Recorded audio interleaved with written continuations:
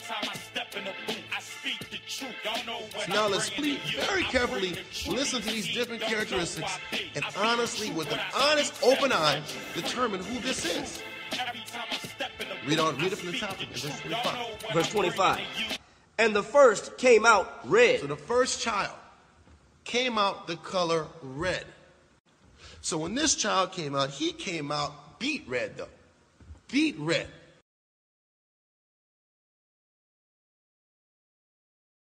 The Most High is showing the origins of the so-called white man. Let me break it down to you now. This is the origin of the so-called white man. Red and hairy. And the first came out red, all over like a hairy garment. The first came out red, all over like an hairy garment. Now it says red because the full-blooded European is shades of red. So the first came out red, all over like an hairy garment, which means he had an abnormal hair growth. Shalom, peace. I am Keep It Real Israel. And the question is, who is Esau? Before we answer, let us first get one thing clear. When we present an argument, we have to go by a criteria. We cannot just conclude just because we say so. Neither should or neither can we conclude out of context. We must respect the text. We must exegete rather than eisegete. We must use good methodology. That should be the criteria for everyone in all things. So, who is Esau? Okay. Genesis chapter 25, verse 25. And the first came out red all over like an hairy garment. Now, notice it says the first came out red all over, like comparison, and hairy garment. So obviously in this text, in this verse, hairy garments must be red. And it's saying Esau came out red looking like a hairy garment. Not that he was a hairy garment, but it's showing a comparison of Esau and a hairy garment. Two different things, not one and the same. Okay.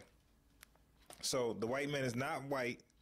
The Hebrew Israelites say he's red, and because of his lack of melanin and his they get mad, cherry cheeks, red face, red necks, and his blood showed those veins, therefore making his body a derivative of red, pink, stuff like that. Fine. Okay, fine. So now they say, so Esau being red, that must be him. The full-blooded European is shades of red. And the first came out red all over like an hairy garment. Okay. Now we look into the Hebrew lexicon. We see the red has a number H132, which means reddish of the hair, of the hair or the complexion. Red, ruddy. Red, comma, ruddy. Red, ruddy. Same thing. Okay. So white people are red, ruddy. All right, let's go on. 1 Samuel chapter 16, verse 12. And he sent and brought him in. Now he was ruddy. This is King David. And withal of a beautiful countenance and goodly to look to. And the Lord said, arise, anoint him, for this is he. Okay, so now we see for the number ruddy, we have H132, the same Strong's number for red.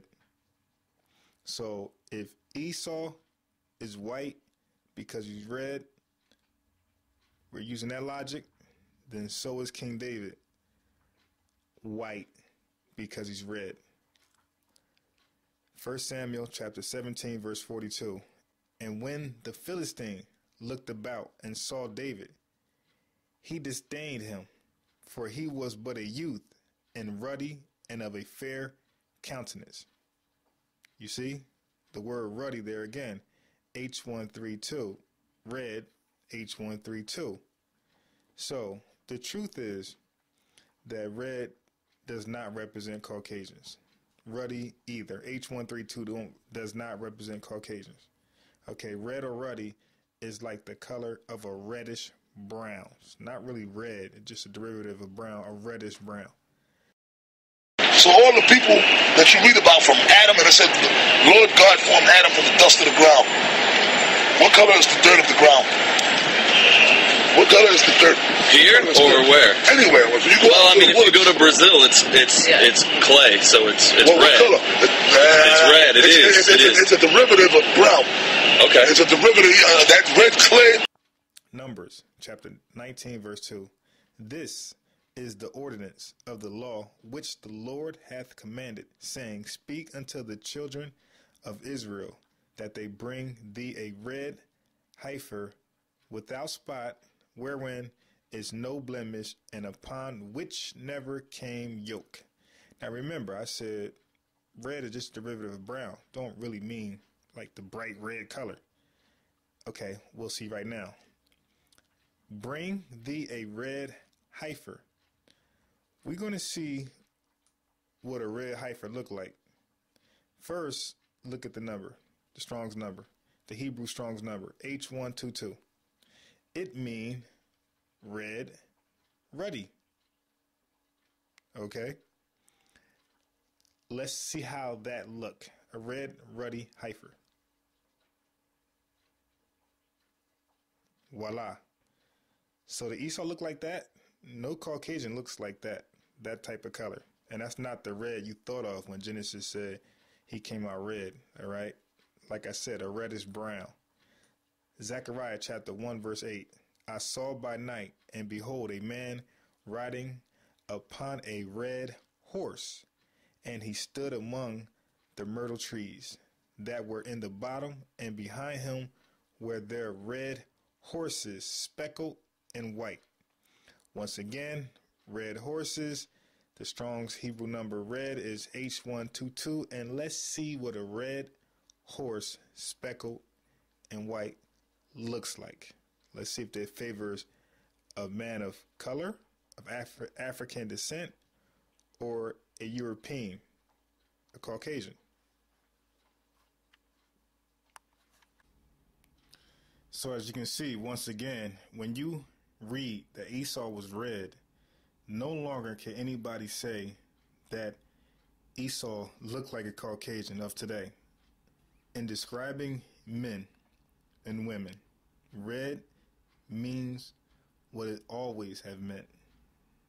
When you say red men, the Native Americans, you don't think of a bright red person, and nor do you think of a Caucasian. You think of a reddish brown man, a man of hue, as you see like the horses, as you see like the heifer. Let's move further. And Esau said to Jacob, Feed me, I pray thee, with the same red pottage, for I am faint therefore. Verse 34. Then Jacob gave Esau bread and pottage of lentils, and he did eat and drink, and rose up and went his way. Thus Esau despised his birthright. Okay. Now let's go to Hebrews 12 verse 16. This is hate. Is that love? Fuck the people. Your people. That's fucked up. I agree. Hebrews 12 and 16. This is Hebrews chapter 12 verse 16. Lest there be any fornicator. Hey, brother, stay intact. You know, read, brother. Lest there be any fornicator or profane person as Esau. Now, when you read in the Bible about this man named Esau, that's who fathered all you so-called white people out here. Right. That's your daddy. That's right. And the scripture said he's profane. That's right. Read it again, brother. Lest there be any fornicator. A fornicator, read. Or profane person as Esau. Or a profane person as Esau, which is the father of all you so-called white people. That's right. According to the Bible. Read. Who for one morsel of meat sold his birthright. For one piece of red, uncooked meat, because you so-called white folks, you like your steak medium rare. So he sold the birthright, which was the kingdom of heaven. He sold it for some raw meat.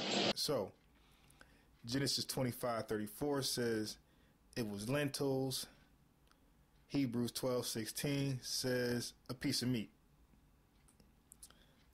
We're going to find out what it really was. Now, Genesis 25:30, and Esau said to Jacob, feed me, I pray thee, with that same red pottage, for I am faint therefore. Okay, look at the word red, H122. Now, Genesis 25:34 says, then Jacob gave Esau bread and pottage of lentils, and he did eat and drink, and rose up and went his way. Thus Esau despised his birthright. So, I'm a vegetarian, okay, and I eat lentil soup all the time. I never seen a bowl of red, bright red lentil soup, and never did I see a bowl of lentils look like Caucasians. This is how lentil soup look. It's a reddish brown look. Okay. Now, was it lentils or was it meat? You know, the Hebrew Israelites once again says Esau was white because he sold his birthright for red meat, not red lentils, red meat, and it really drives me nuts because 25:34 clearly says lentils. Hebrews 12:16 in this translation clearly says meat. But when the Hebrew Israelites read this verse and describing white folks and identifying white folks in the Bible, they never say red lentils. They always say, yeah, you're red meat. You like it raw. Now, let's see if it's really talking about meat. Let's see. Look at the word meat. Look at the Strong's. Look at the Greek Strong's number. 1035.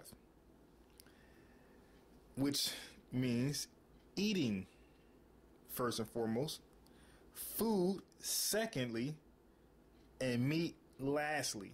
Okay? So now, if in this context it meant lastly meat, then we have a contradiction with Genesis 25:34 and Hebrews 12:16. Because we got lentils, a vegetarian food, and we got meat, you know, something for carnivores. When we go into the Greek, we see this word right here. And we see that in Hebrews 12:16 in the Greek, it means meal.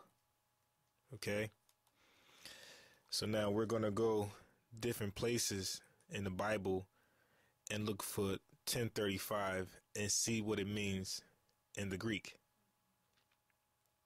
So next, we're going to explore to 2 Corinthians chapter 9, verse 10. And as we see, the same Greek word in this context means food. Okay. Colossians chapter 2, verse 16. In the Greek, food. Then, when we go look up the word from a Greek translating to English dictionary, we will see cooking. Once again, eating or food is the definition of the Greek Strong's number 1035, and not meat, and you won't be able to find anywhere in the Bible where 1035 meant flesh, meat. And definitely not in these contexts. Genesis 25:34 says, Esau cannot be the white man unless the white man is the Native Americans. Shalom.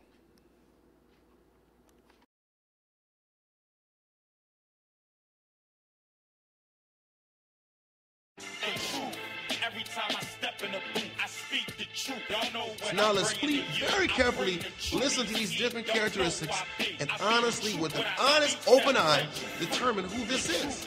Every time I step in the booth, I speak the truth. Y'all know what I'm bringing to you.